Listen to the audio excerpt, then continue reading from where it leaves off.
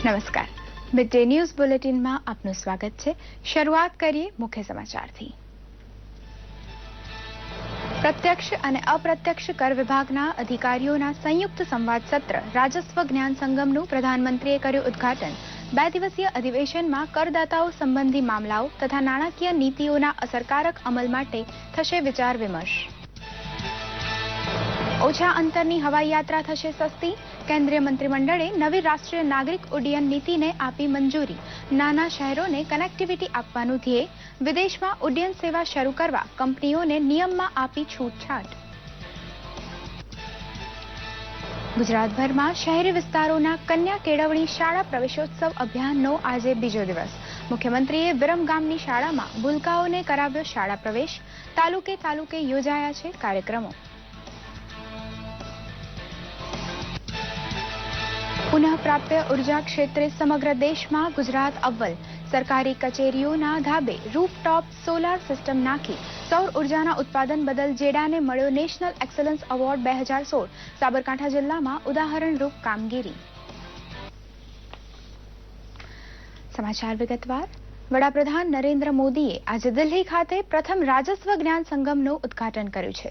2 દિવસ ચાલનારા આ સંમેલનમાં વડાપ્રધાને પ્રત્યક્ષ અને પરોક્ષ વેરા વિભાગના ઉચ્ચ અધિકારીઓ સાથે આ ક્ષેત્ર સાથે જોડાયેલા નીતિગત વિષયો અને નવા સૂચનો વિશે ચર્ચા કરી। પ્રથમ દિવસે વડાપ્રધાને અધિકારીઓને કર વહીવટમાં સુધારા કરી અસરકારક બનાવવા અનુરોધ કર્યો હતો। સીબીડીટી બોર્ડ આયકર અને કંપની વેરા જેવા પ્રત્યક્ષ વેરાની નીતિ અને પાલન પર ધ્યાન આપે છે, જ્યારે સીબીઈસી પેદાશો, કસ્ટમ્સ અને સર્વિસ ટેક્સ જેવા પરોક્ષ મામલા પર ધ્યાન આપે છે। આ પ્રથમ વખત થઈ રહ્યું છે કે આ બંને રાજસ્વ બોર્ડે એક સાથે મળી સંમેલનનું આયોજન કર્યું હોય તો બીજી તરફ પ્રથમ દિવસની ચર્ચા અંગે રાજસ્વ સચિવ હસમુખ અધિયાએ પત્રકારોને માહિતી આપી હતી।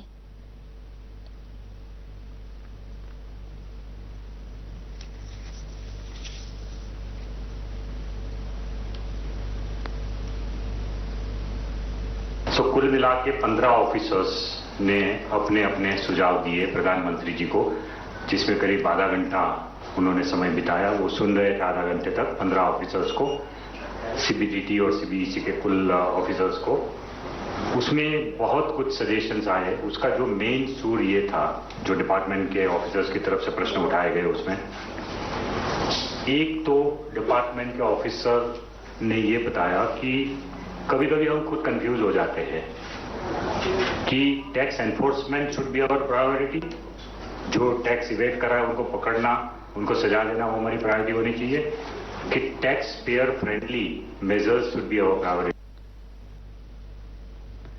કેન્દ્રીય ગૃહમંત્રી રાજનાથ સિંહે દરિયાઈ સરહદ સુરક્ષાની સમીક્ષા માટે આજે 9 દરિયાઈ સરહદી રાજ્યો અને 4 કેન્દ્રશાસિત પ્રદેશોના ઉચ્ચ અધિકારીઓ સાથે બેઠક યોજી હતી।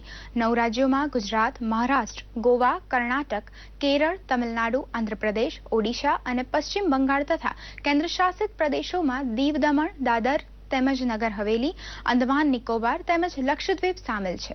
બેઠકમાં દરિયાઈ સુરક્ષા માટે રાજ્યો તેમજ કેન્દ્રશાસિત પ્રદેશમાં વિવિધ સંસ્થાઓની સ્થાપના, દરિયાઈ વિસ્તારોમાં સમુદ્ર બોટની તૈનાતી, પોર્ટ અને ટાપુની સુરક્ષા પર ચર્ચા કરવામાં આવી હતી। नए आइलैंड की जानकारी में जो भाग में आए हैं, अब इस सेक्टरों की स्किल को मैं मानता हूं कि अब रिवाइज करने की जरूरत है, क्योंकि बहुत सारे ऐसे आइलैंड्स थे जिन आइलैंड्स के बारे में पहले हम लोगों को जानकारी नहीं थी, लेकिन अब जानकारी में आए हैं। तो हम लोगों ने जो कॉम्प्रिहेंसिव और इंटीग्रेटेड कोस्टल सिक्योरिटी स्कीम बनाई थी, उसको अब रिवाइज करने की जरूरत है। ભારતના ઇતિહાસમાં અભૂતપૂર્વ કહી શકાય તેવી નવી નાગરિક ઉડ્ડયન નીતિને કેન્દ્રીય કેબિનેટે મંજૂરી આપી છે। આ પોલિસી દરેક રાજ્યો અને પ્રાદેશિક ઉડ્ડયનને પ્રોત્સાહિત કરે તેવા પ્રકારની હોય। ગ્રામીણ અર્થતંત્ર સાથે જોડાયેલા સામાન્ય લોકો પણ આ હવાઈ સેવાનો લાભ મેળવી શકશે। લગભગ 12 વર્ષ પહેલાથી પ્રસ્તાવ રૂપે બનાવાયેલી નવી હવાઈ સેવા નીતિને મૂર્તિમંત થવામાં માત્ર 8 મહિના જ લાગ્યા છે। 8 મહિના પૂર્વે કેન્દ્રની સરકારે નાગરિક ઉડ્ડયન નીતિને ઓપ આપવાનું શરૂ કર્યું અને આજે આ પ્રસ્તાવને કેબિનેટે મંજૂરી આપી દીધી છે। નવી નીતિમાં 1 કલાકની હવાઈ મુસાફરી માટેનું ભાડું વધુમાં વધુ 2,500 રૂપિયા સુધી મર્યાદિત રાખવાનું જણાવાયું છે। આ નીતિ હેઠળ અડધો કલાકના પ્રવાસ માટે માત્ર ₹1200નું ભાડું લેવાય એ નિર્ણયને પણ મંજૂરી આપવામાં આવી છે. ઉપરાંત ટિકિટ રદ કરવાનો ચાર્જ પણ ટિકિટના મૂળ ભાવથી વધારે નહીં હોય તો રિફંડ પણ 15 દિવસમાં જ મળવાપાત્ર થશે, પછી ભલે તે એજન્ટ દ્વારા બુક થઈ હોય. જો એરલાઇન ઉડાન રદ કરે તો તેનું વળતર પણ ₹10,000 જેટલું મળવાપાત્ર રહેશે. આ ઉપરાંત કોઈપણ એરલાઇન્સે જો વિદેશ તરફ ઉડ્ડયન સેવા આપવી હોય તો તેમની પાસે 20 વિમાન હોવા જરૂરી છે. જો કે વિમાન સંચાલનના 5 વર્ષના અનુભવમાં છૂટ આપવામાં આવી છે.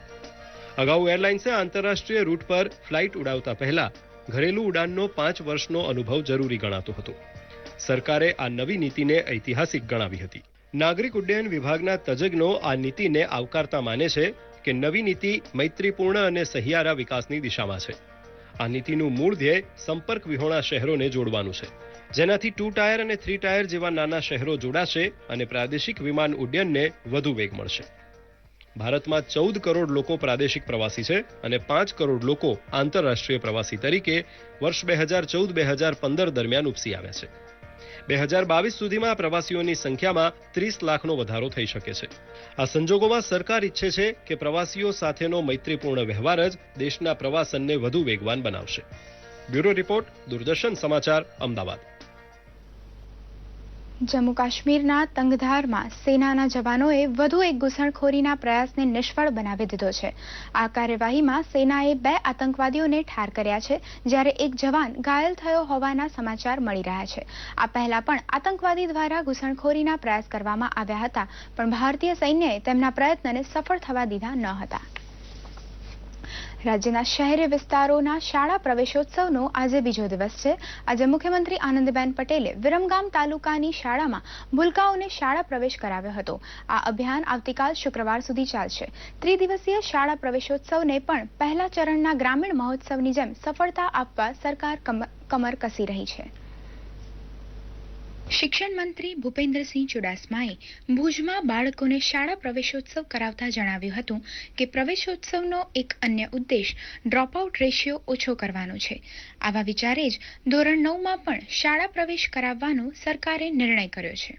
ગ્રામ્ય વિસ્તારમાં 4,14,000 જેટલા બાળકોનો પ્રવેશ અમે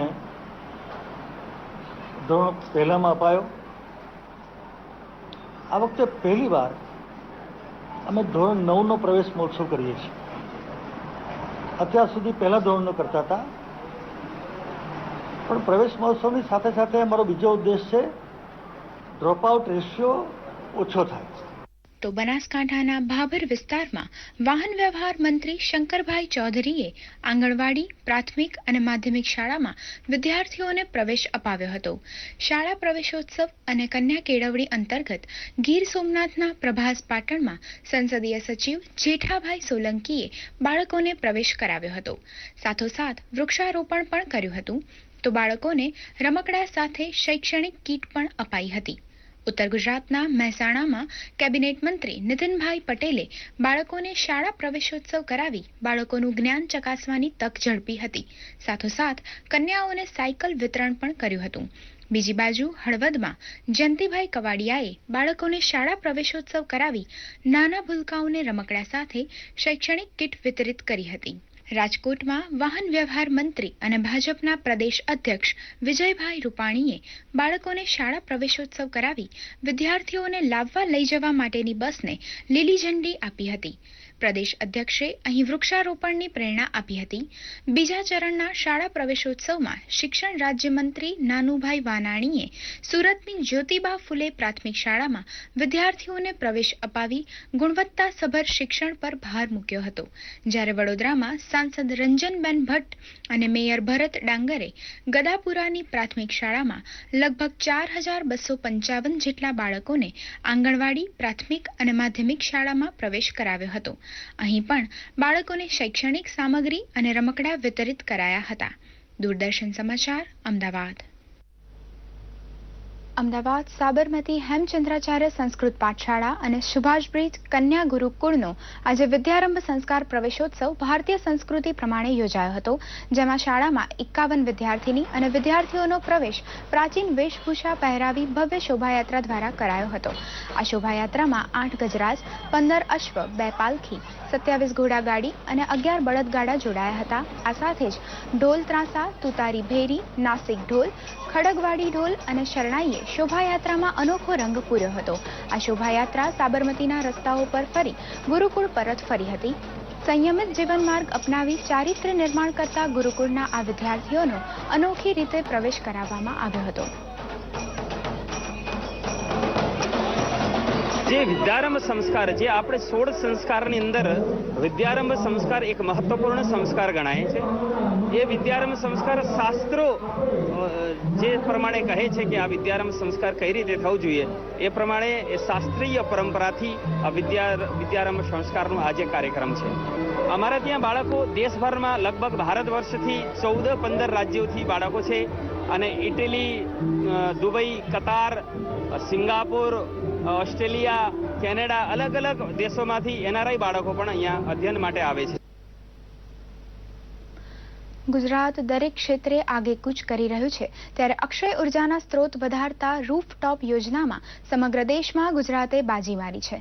હાલમાં જ ગુજરાતના જેડા વિભાગને નેશનલ એક્સલન્સ એવોર્ડથી નવાજી સન્માનિત કરાયો હતો. વર્ષ 2002થી શરૂ થયેલી રિન્યુએબલ એનર્જી યોજનામાં આજે ગુજરાત એક મોટા મુકામે પહોંચી ગયું છે. જોઈએ એક વિશેષ અહેવાલ. ગુજરાતમાં વર્ષ 2002માં જ્યારે અક્ષય ઉર્જાના ઉત્પાદનની શરૂઆત થઈ ત્યારે કુલ ઉર્જા ઉત્પાદનની માત્ર 2% એટલે 24 મેગાવોટ ઉર્જા ઉત્પન્ન કરવામાં આવતી હતી. પણ સરકારના પ્રયત્ન અને જેડા એટલે ગુજરાત એનર્જી ડેવલપમેન્ટ એજન્સીના અથાગ પ્રયત્નથી આજે 21% એટલે કે 1120 મેગાવોટ સૌર ઉર્જા ઉત્પન્ન થાય છે. જેડા રાજ્યના તમામ જિલ્લાઓની 2 કચેરીઓમાં રૂફટોપ સોલાર સિસ્ટમ સ્થાપે છે અને આ અદ્ભુત કામગીરી બદલ જેડાએ દિલ્હીના વિજ્ઞાન ભવન ખાતે કેન્દ્રીય મંત્રી પિયુષ ગોયલના હસ્તે એક્સલન્સ એવોર્ડ પ્રાપ્ત કર્યો. આ સિવાય અક્ષય ઉર્જા સ્ત્રોત વધારવાની જુદી જુદી કામગીરી બદલ 11 એવોર્ડ પણ હાંસલ કર્યા છે. વિવિધ કચેરીઓની અંદર, સરકારી કચેરીઓની અંદર પણ ઉપર પણ સોલર રૂફટોપ સ્થાપિત કરવામાં આવ્યા છે. આ સાથે માત્ર સરકારી કચેરીઓની સાથે રહેઠાણો પર પણ ગાંધીનગરમાં સોલર રૂફટોપ 5 મેગાવોટ જેટલા પ્રસ્થાપિત કરવામાં આવ્યા છે. આ કામગીરીના ભાગરૂપે સાબરકાંઠામાં હાલ 5 એવી સરકારી કચેરીઓ છે જે સોલાર ઉર્જાથી ચાલે છે, જેમાં કલેક્ટર કચેરી, RTO, જિલ્લા પોલીસ વડાની કચેરી સહિત અન્ય કચેરીઓનો સમાવેશ થાય છે. પાયલોટ પ્રોજેક્ટ તરીકે હાલ જિલ્લામાં 10 મેગાવોટ વીજળી ઉત્પાદન માટે પ્લાન્ટ સ્થપાયો છે, જે 3000 યુનિટ વીજળીનું ઉત્પાદન કરશે. વળી રજાના દિવસોમાં ઉત્પન્ન થતી વીજળી GEBમાં જમા થશે. હાલ ડોમેસ્ટિક સોલાર રૂફટોપ પોલિસી હેઠળ ધાબા પર 2 કિલોવોટ સુધીનો સોલાર સિસ્ટમ નાખવા માટે કુલ 70,000નો ખર્ચ થાય છે. પણ રાજ્ય અને કેન્દ્ર સરકાર 31,000ની સબસિડી પેટે સહાય આપશે, જેમાં 10,000 રાજ્ય સરકાર અને 21,000 કેન્દ્ર સરકાર સહાય આપશે. આ એક સોલાર પ્લાન્ટ છે જે અમારી ઉત્તર ગુજરાત વીજ કંપની લિમિટેડના ઓફિસના છત ઉપર લગાવેલી છે. આમાં ટોટલ 45 પેનલો છે અને જે એપ્રોક્સિમેટલી 1700 યુનિટનું ઉત્પાદન થાય છે, જે અમે હાલ ગ્રીડમાં આપીએ છીએ અને એ પાવરનો ઉપયોગ કરી છે. આ યોજના જો વધુમાં વધુ લોકો અપનાવે છે તો solar on grid power system લાગેલી હોવાથી 50% લાઇટ બિલમાં રાહત મળશે અને ઉત્પન્ન થતી અને ઉપયોગમાં ન લેવાતી બાકીની ઉર્જા વેચી શકાશે. ત્યારે આશા રાખીએ જેડા દ્વારા લીધેલી નેમ રાજ્યની હરેક કચેરી અને ઘર ઘર સુધી પહોંચે. દૂરદર્શન સમાચાર માટે સાબરકાંઠાથી દેવ ગોસ્વામીનો રિપોર્ટ. પ્રથમ વખત ફાઇનલમાં પ્રવેશ મેળવવા માટે ભારતીય હોકી ટીમને આજે વિશ્વ ચેમ્પિયન ઓસ્ટ્રેલિયાને માત આપવી પડશે. આત્મવિશ્વાસથી ભરપૂર ભારતીય ટીમ પોતાની અંતિમ લીગ મેચ ઓસ્ટ્રેલિયા સામે રમશે. નોંધનીય છે કે 2 મહિના પહેલા જ સુલતાન અઝલાન શાહની અંતિમ લીગ મેચ અને ફાઇનલમાં ઓસ્ટ્રેલિયાએ ભારતને 4 ગોલથી માત આપી હતી. પરંતુ આ વખતની ભારતીય હોકી ટીમ પૂરા જોશમાં શ્રેષ્ઠ પ્રદર્શન કરવા તત્પર છે. ઓસ્ટ્રેલિયાએ આ પહેલા જ ફાઇનલમાં પોતાનું સ્થાન નક્કી કરી લીધું છે. આ સાથે જ આ સમાચાર અહીં સમાપ્ત કરીએ. નમસ્કાર.